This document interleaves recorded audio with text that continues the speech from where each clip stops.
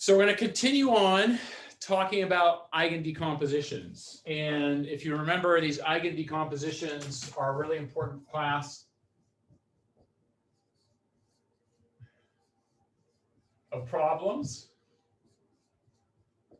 that we want to consider. So really, AX equals lambda x. And this shows up everywhere in a lot of the sciences and engineering and applications. Anytime you have a matrix A, oftentimes there's this property here, which are the eigenvalues and eigenvectors, which shows up everywhere. And what it is when you hit a matrix A to X, right? So X is getting hit by A, you actually get back, you just stay in the direction X that you started with. So this is like an invariant space. And all it did is it stretched or compressed that vector. And it turns out these vectors are very important. And in fact, you can actually do these eigen decompositions of a matrix, and you can use them as a base unit for doing almost anything. In fact, I've often said that if you know the eigenvectors and eigenvalues of a matrix, you know everything. That's all you need to know. That completely characterizes all the things that are important about that problem, is that eigen decomposition. The collection of all the eigenvalues is called the spectrum. So oftentimes there's this idea of taking a matrix and being able to construct its spectrum, because the spectrum itself often has deep meaning in terms of the problem it comes from. So what I want to do though now is to start talking about how do we actually though compute these eigenvalues and eigenvectors. So last time we talked about a little bit of the theory of it, and now we want to talk about how would I actually go around and actually compute these eigenvalues and eigenvectors. And it's actually going to represent a big shift in the course today, because we're going to start talking a lot about the idea of iteration. And this is going to be the theme almost through the remainder of the course, is using iterations to solve a lot of these problems instead of just direct solves that we've been doing.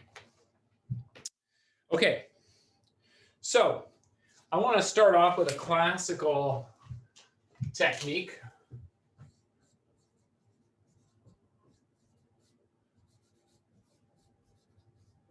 And what this classical method is going to do, I'm going to see if I can get a better pen here, is based upon what's called the Rayleigh Quotient. That's not a better pen. Let's see if this is a better pen. Maybe that's the best pen I have. No, this is a little better.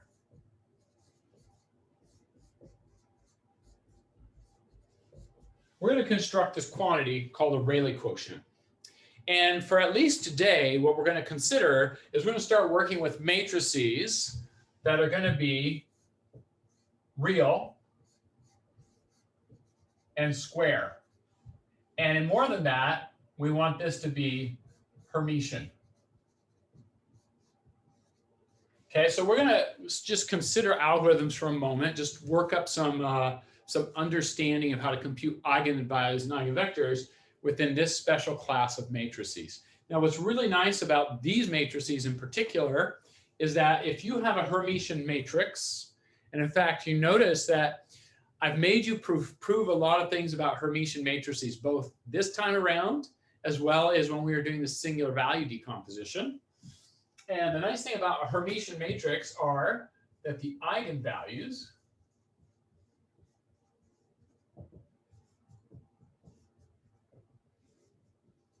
there's m of them, they're distinct, and they are real.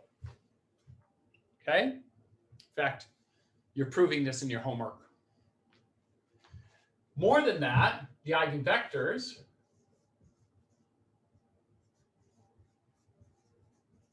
I'm going to call Q1, Q2, all the way to Q of m, which are associated with those eigenvalues, are an orthonormal basis. Okay? So this is a very nice property of these matrices that are Hermitian. And all Hermitian matrix is a symmetric matrix. And I'm going to make this, at least if it's real, it's just symmetric. Okay? So that means A transpose equals A. There's no complex conjugation because I've assumed it to be real. All right, so that's what we have here. We're going to work within this class of matrices, and we're going to start figuring out with this simple matrix, how could I compute these eigenvalues? How can I compute this corresponding eigenvectors? It's one thing to do it by hand. It's another thing if I, and oftentimes where if you've worked with eigenvalues and eigenvectors before, you've probably maybe played around with 2x2 or 3x3 matrices. Well, now we're going to talk about what happens if I have, a million by a million matrix. How do I get all these eigenvalues out? And that's the kind of thing when we talk about computation, it's that going to scale that really matters and how we do that. Okay? So I want to start thinking about this. This is the problem we want to think about. And the method I'm going to introduce to you, you may even be familiar with, is by introducing what's called a Rayleigh quotient. Okay? And so for now, I guess my board work hasn't been the best here. Let me introduce to you the Rayleigh quotient. And what it is R of x, which equals x transpose A x over x transpose x. So this quantity here is called the Rayleigh quotient. And what it is, it's a quadratic form. Notice on the top, I have x, ax. So this is sort of like quadratic in x on the top, divided by some normalization factor. X transpose x is just the norm of x. So it's sort of in some sense trying to normalize for the length of those vectors. You saw something very similar to this in the midterm, but in the midterm, when we were working with the SVD, we were doing this Rayleigh quotient with on the left a vector y, on the right a vector x. Y lived in the space of U, x lived in the space of the V matrix. Okay, so remember the difference between eigenvalues and eigenvectors and the SVD is the SVD worked with two orthonormal bases. And when you're working with eigenvectors and eigenvalues, it works with a single set of basis set vectors. Okay, and so we want to understand that here when we construct this, then I'm working with a single basis, and that's why I can construct this Rayleigh form where x is on the left and x is on the right. Whereas with the SVD, you have something that spans the space of U on the left, something that spans the space of U on the right, which is often called the left eigenvectors and the right eigenvectors. Okay, so this is a quantity that we want where x itself is n by 1. Okay? All right, I'm going to trade pens again because I don't like this pen either. So let's get back to here. All right, so that's the Rayleigh quotient. And I've already told you about A, that it has these eigenvalues, these eigenvectors. So I'm going to erase this for now.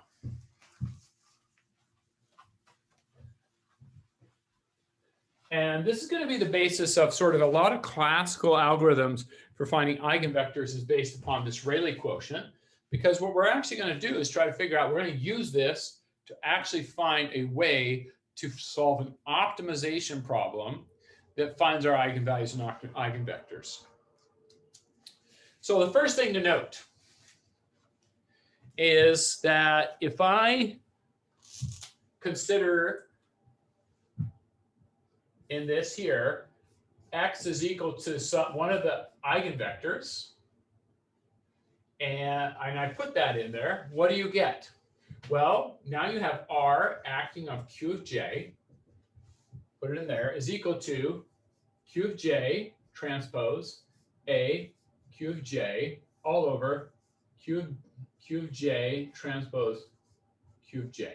So I just plugged in Q of J into here. But what you know is, since it's an eigenvalue problem, A of Q of J is equal to lambda J Q of J. Okay, that is the definition. This is what it means to be an eigenvector, that A Q of J is equal to lambda J Q of J. So if I put that in there, this just becomes lambda J Q of J. Lambda J as a constant can come out. So then you have lambda J is equal to, it's equal to lambda J Q of J transpose Q of J over Q of J transpose Q of J. but that is the same on top and the bottom. So this thing here is just lambda of j. So in other words, what the Rayleigh quotient gives you is, if you put into the Rayleigh quotient an eigenvector, out comes its corresponding eigenvalue. So it's a function where every single eigenvector you put in here gives you out its corresponding eigenvalue. That's all this function is, and it takes on a quadratic form. And it's going to turn out that this is a very nice form for us because this Rayleigh quotient is going to allow us to do some very simple optimization and actually get convergence in this optimization towards the solutions we want. Okay, so that's the motivation behind this Rayleigh quotient. It has this nice property, quadratic form, and then when you're at the eigenvector, out comes the eigenvalue. Okay. All right. So we're going to continue on this and say, well, but you know, the whole point is I don't know what Q of j are. I don't know what the lambda j are. So if I knew what the Q of j is, I could put it in. Well, okay. If I knew what Q of j and lambda j is, I could compute this, but generically, that's actually what I'm trying to find. So let's talk about what happens if I just take a generic vector x and I put this in here, and what happens then. Okay. So given some vector x. So I'm given now an x, and it's not an eigenvector. And I'm going to ask the following question. What scalar alpha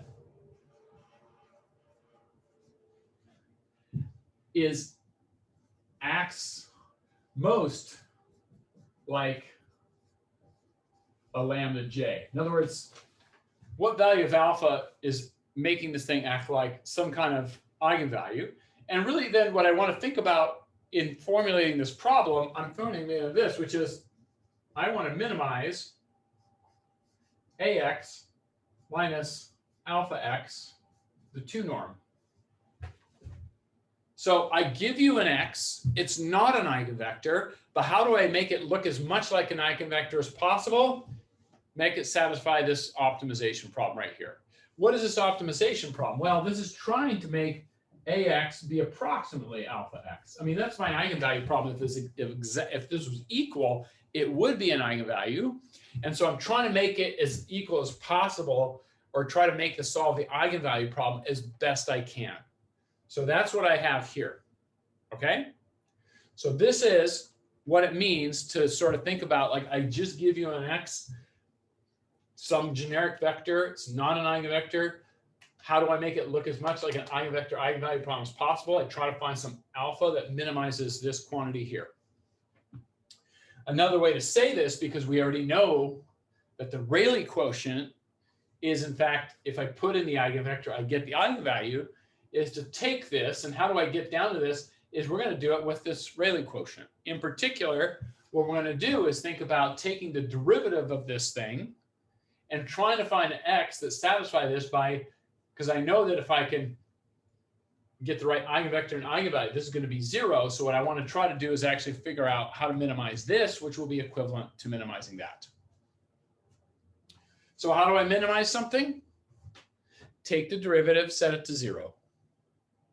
Of course, you could say that's the maximum, but in fact, there's no maximum error. You can make as much error. You can just make the error bigger and bigger and bigger. So if you actually get this thing minimized and set the derivative to 0, it will be a minimum. Okay, so you don't have to worry about whether you calculate it to minimum or maximum, because there's no maximum amount of error you can make on this. Okay, so let's go ahead and take the derivative of the Rayleigh quotient. So what I'm looking for is to take the derivative of the Rayleigh quotient with respect to each component of the vector x. Okay. So when you do this, you know, use your division rule here on either a product rule when you think this is 1 over x transpose x. Anyway, use your basic calculus rules. Here's what you're going to get. You're going to get the derivative with respect to x of j of X transpose AX minus X transpose AX times the derivative with respect to X of J, X transpose X all over X transpose X, this thing squared. Okay? So this is just taking the derivative of this thing, and this is what you get here.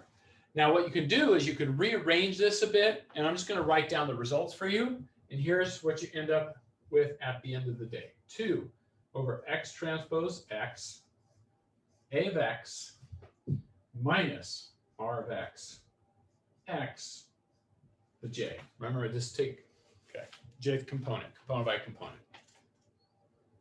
So notice this looks exactly like what we had written down before. To try to minimize this, you get this thing here where R of X is some number. Remember, R of X now is like my parameter alpha. I'm trying to figure out how do I pick that alpha to make this, how do I pick the alpha and the X? You know, if I give you an X, how do I pick the alpha to make this as small as possible, to make it look like an eigenvalue problem as much as possible? Because remember, I didn't give you an eigenvector. It's not an eigenvector. So I can't satisfy this equal to 0, but I can try to pick alpha, or in other words, the R of X, such that it minimizes this here. Okay?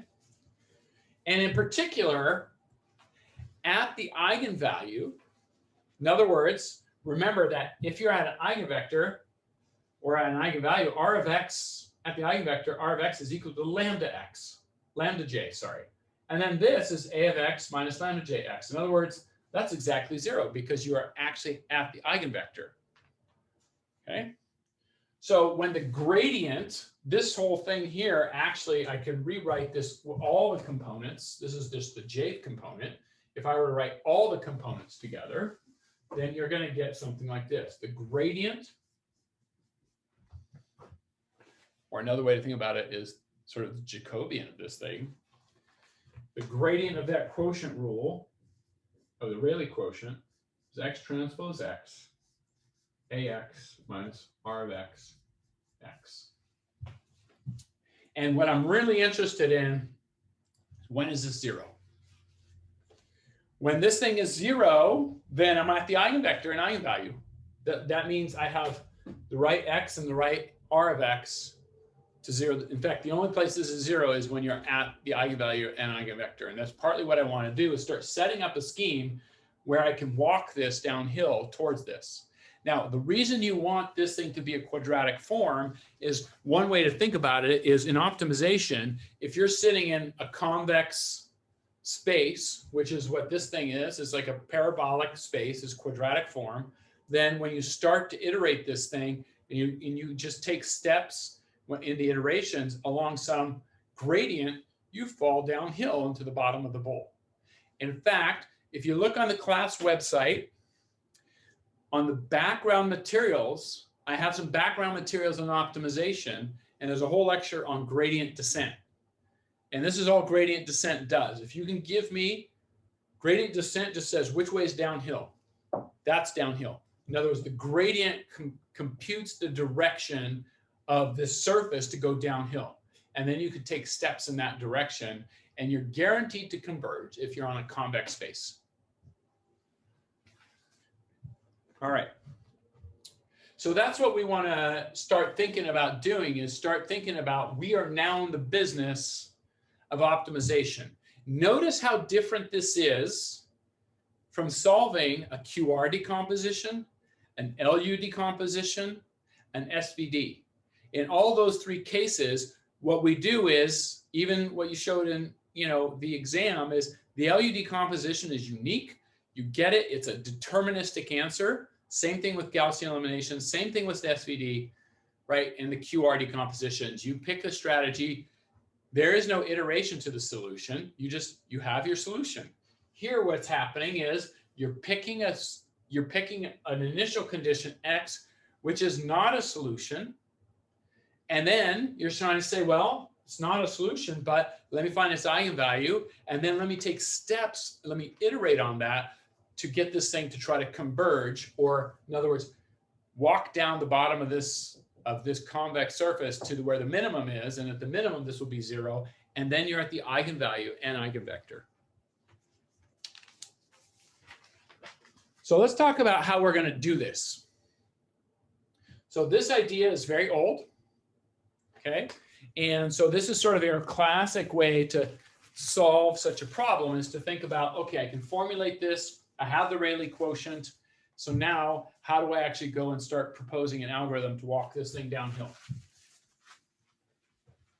So let's go ahead, start talking about how to do it. So here's what we're going to do. One of the classic methods for doing this is called power iterations.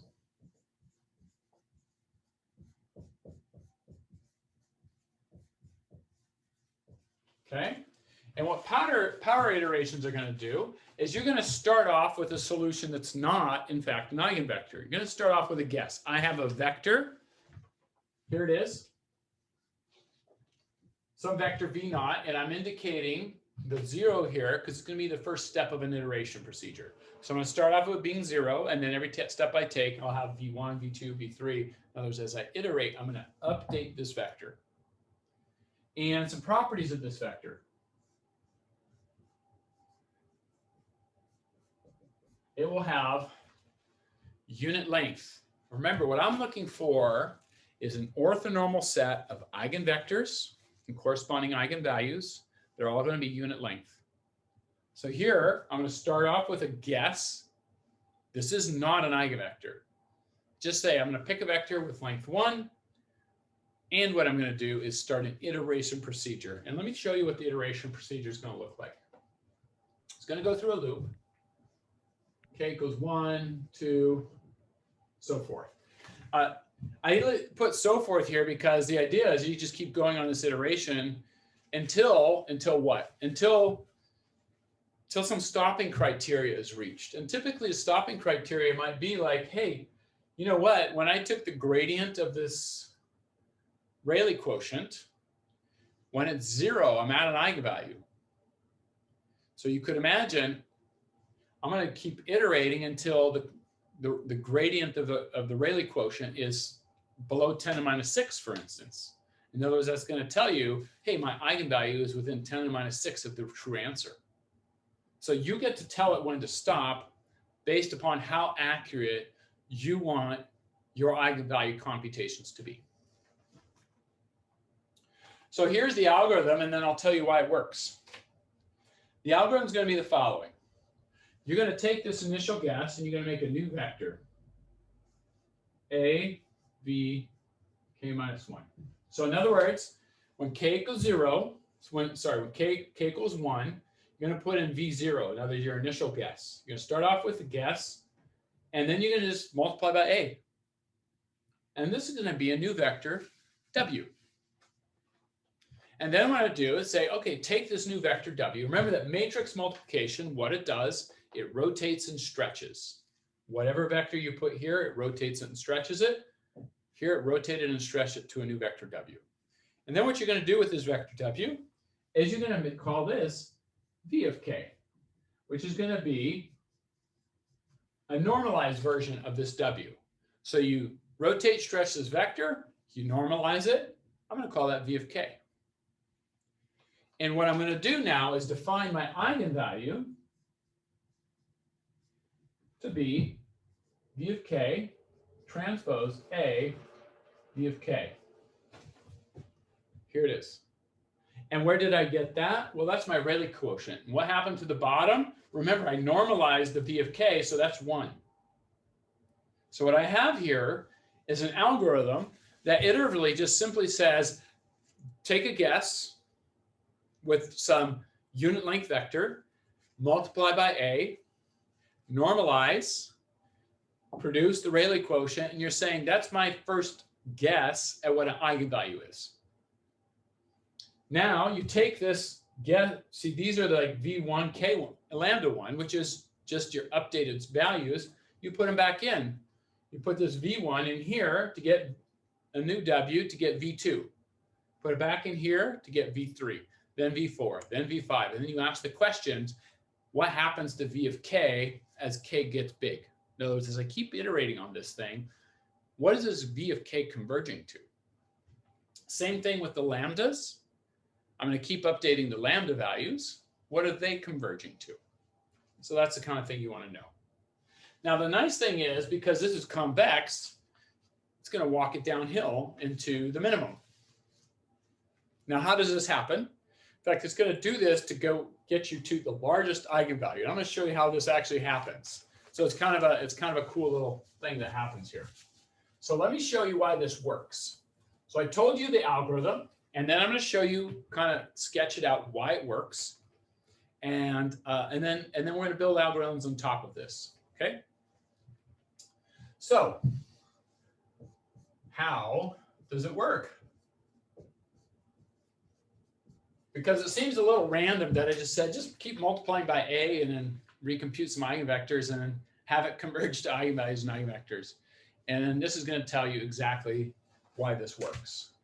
So first of all, let's talk about V0. V0 is this initial guess. That's unit length.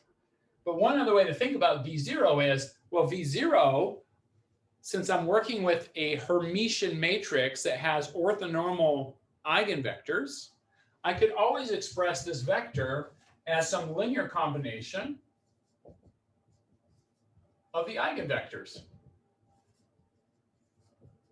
I know that this is a complete set because I've assumed that this thing is a Hermitian matrix. So I have m distinct and orthogonal eigenvectors. And so V0 can be represented as a sum of these eigenvectors. Okay? Where the A1 through A of m tells you how much of the vector is each of the eigenvector directions. Now imagine taking this and running it through this algorithm. So I'm going to keep running it through this algorithm. And so after v of k iterations, what's going to happen is I'll get some normalization constants times, here I'm going to call it A1 lambda 1 k q1, because when I hit this, every time I hit it with an A acting on this vector, right? A acting on Q1 produces a lambda 1. A acting on Q2 produces a lambda 2. So if I hit it k times, I get lambda 1 to the kth power, plus I have A2 lambda 2 Q, and this to the kth power, and so forth. So that's just repeated multiplication by that matrix A. And this is the normalization constant C of k, which is then, multiply by this, but then normalize this eigenvector so that it's length 1. Okay, but that's the generic structure. So you get each of the eigenvalue to the kth power. Now here's what I'm going to do. I'm going to pull out lambda 1 to the k. Lambda 1 to the k, remember that these eigenvalues for a Hermitian matrix are ordered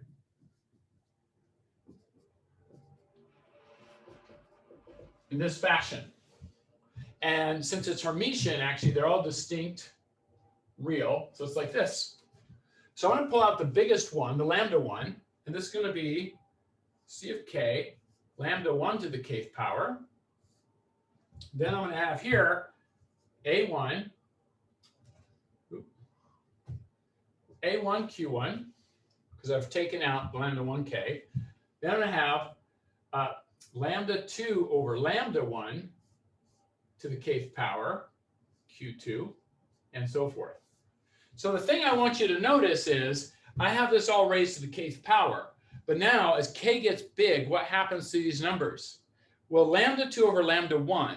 Lambda 1 is the biggest eigenvalue, so it's bigger than lambda 2. So this number here is less than 1.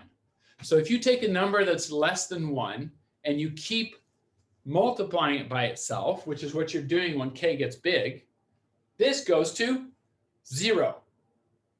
So as k goes to infinity, in fact, all the other terms drop away. And what you're left with as k goes to infinity is just the C of k, lambda 1k, A1Q1. In other words, what it's given to you after iteration, it leaves you, and remember, I'm going to keep normalizing this, it's going to leave you with the eigenvalue lambda 1 and the eigenvector q1. Just a fact. Pretty nice, right? So all we've done is use this Rayleigh quotient and just iterated on it, and it guarantees that we converge to the largest eigenvalue. Okay, so that's the idea behind power iterations. You just simply keep multiplying itself by itself, and then over time, you end up with the thing you wanted, which is I now have Q1, lambda 1. So when I go through this loop, what ends up coming out is the lambda 1, the Q1 over a lot of iterations. Not always a lot of iterations. There are some issues around how quickly does this converge. Okay. All right. So this is a simple way to do it. And of course, there's a lot of developments around this. It's giving you an idea how we would do this. But really what I'd like to do is I don't want to just compute the largest singular value. Sorry, largest eigenvalue. I want to compute all the eigenvalues. Okay, so we're going to start talking about how you might do this a little bit more efficiently and how to make maximal use of these ideas of both power iteration and the Rayleigh quotient in what we're doing here. All right, so I'm going to erase this.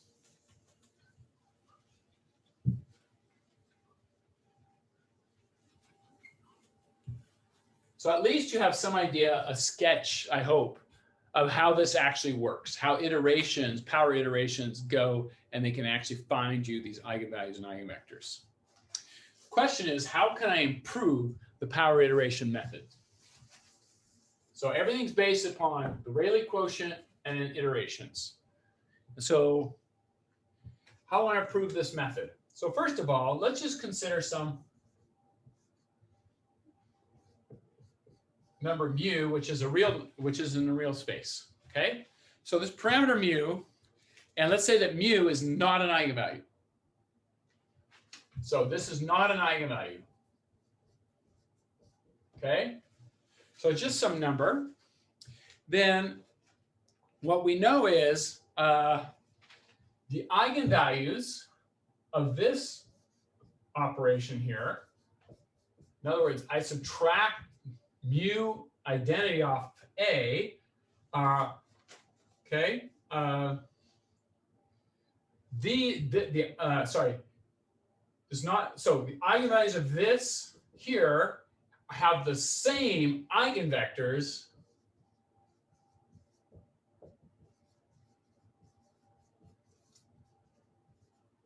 as A. So what I've done here is I've shifted off this eigenvalues just by some constant, okay?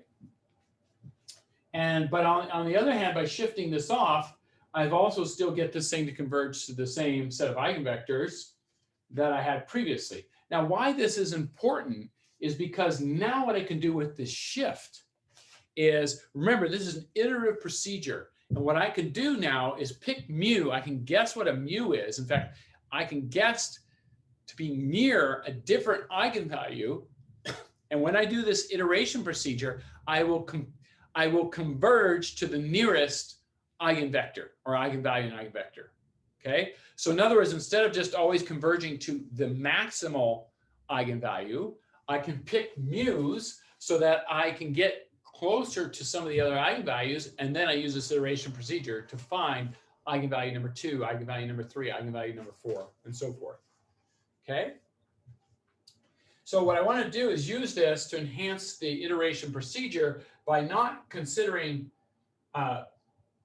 just this matrix here, but by considering quantities such as the lambdas, all the j lambdas minus mu, and I want the inverse of this. So this is like the inverse of the spectrum, as it were. Okay, so I'm just going to shift everything by mu. And what it's going to do, it's going to enhance, especially since I'm dividing by this. In other words, when I'm close to an eigenvalue, when mu is close to an eigenvalue, this it's like a divide by 0. So it's really going to make this very large. And I'm going to use that fact to build a better iteration scheme to try to converge into the eigenvalues. Okay? In fact, it allows for a very rapid convergence by just taking advantage of this. So here's what I'm going to do. This is the idea, is to use these values of mu, and the idea is to guess what these values of mu are. And there's, when you run this algorithm, you're going to have to pick different mu's, and the hope is you pick different mu's all around, and then for each one, you see, do I converge to the different eigenvalues in my system? Okay? So let's start thinking about how I would change this procedure that I had here. In fact, there's only one change that I'm going to make here. If you were to do this, what's called inverse iteration. So I've changed my objective function a little bit by making it 1 over the inverse to make this big when I'm next to an eigenvalue. Okay?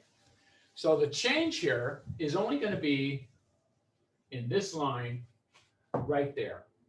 So what you're going to do now is, instead of using what we had before, what you're going to do is you're going to pick some mu's. You're going to start with this and pick some mu values. The hope is to pick mu's that are close to the eigenvalues, and there's ways to do this. And what you're going to do is then compute the following. A minus mu I W equals V K minus I. Notice how similar this looks. So I'm going to solve.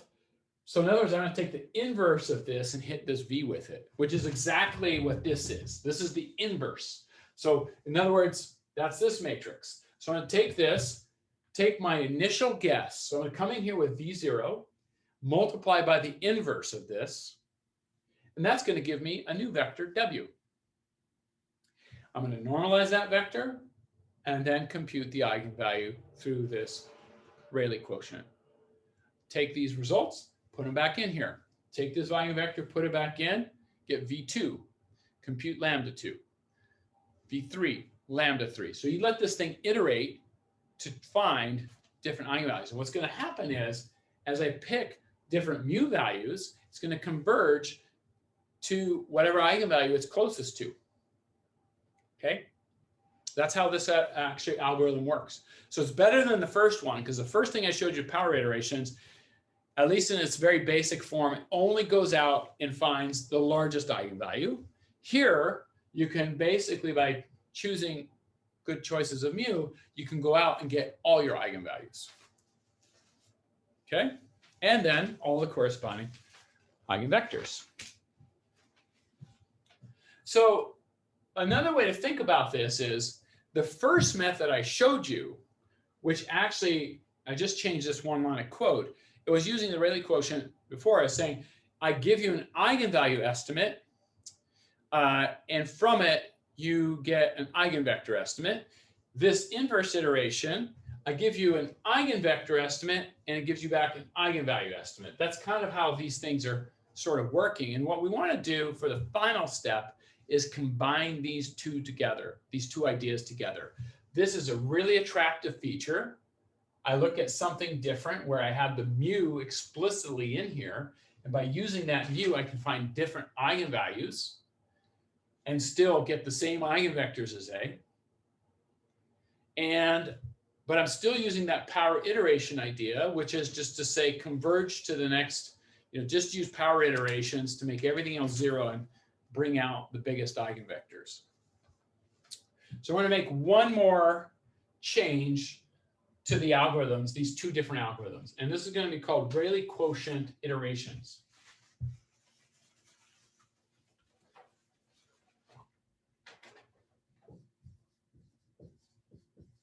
Write it down.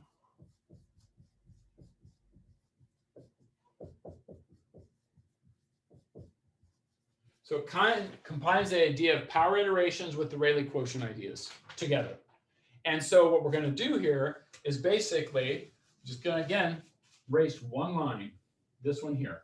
This is where all the magic is happening, is this one line. I'm going to figure out a way to start with a vector, find an update, normalize eigenvalue, and keep repeating this. So the question is, what do I want to have in here now? And here's what we're going to do now. Now we're going to combine these two ideas from what we had before. So instead of just saying, hey, pick some mu's and v naught, what you're going to do is say, here's what I'm going to do. I'm going to pick a v naught. It will still have this property. But I'm also now, because there's that value of mu that I wanted, mu was just something I picked. How I'm going to pick mu now is I'm going to pick the mu by saying, actually, I'm going to do an eigenvalue estimate, which is going to simply be v naught transpose A v naught. So notice what I've done now. Instead of just any mu, I'm actually going to say this is my initial estimate for the eigenvalue, and it's based on that Rayleigh quotient. That's how I start the algorithm. So again, pick a vector that gives an initial guess for the eigenvalue. Now you come into this thing, and now instead of that mu in there, you say A minus lambda k minus 1 I w equals v k minus 1. So the only change is instead of mu being there, it's this lambda that came from here. And I just keep updating it. So every time I get a lambda here, that mu's gone now. This is what I'm putting in here. Every time I update the eigenvalue, I update it here too. Okay? So this is the Rayleigh quotient iteration. And this is a fantastic algorithm. In fact, I don't want to talk about it too much, but if you look, this thing has what's called cubic convergence. So if you look at how this thing is converging, it's converging like it goes the distance between the two to the cube. So it's a very fast convergence properties. And this is what you want. In the first power iteration, it's actually really slow to converge. And this method here, where you combine the power iterations with the Rayleigh quotient, right? So there's your Rayleigh quotient, there's your power iterations. This thing here has great, fantastic properties, and was sort of like a classical method for saying, if I want to find eigenvalues and eigenvectors, I start picking some of these. I pick an eigenvector, not an eigenvector. I pick a vector. I don't know what the eigenvectors are. I pick this, some associated eigenvalue that I guess at through the Rayleigh quotient.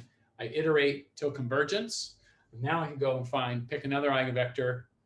Another vector of some sort has this eigenvalue. Go find another eigenvalue as well. So this gives you a path forward to find all m of them. Okay, and it's all based upon these combination of Rayleigh quotient power iterations together to get you your spectra. Okay, and then how do you stop this algorithm? You stop once your lambda k stops changing below some value. So in other words, you keep updating the lambda k as you go through. And once lambda k minus lambda k plus 1 is small enough, you say stop. Okay, go that many iterations. Maybe this is accurate to 6 decimal places or 10 or 8, whatever you want to specify. Then you stop your iterations, and then you pull out your eigenvectors and eigenvalues. All right, so that is power iterations and Rayleigh quotients and classical methods for solving eigenvalue problems computationally.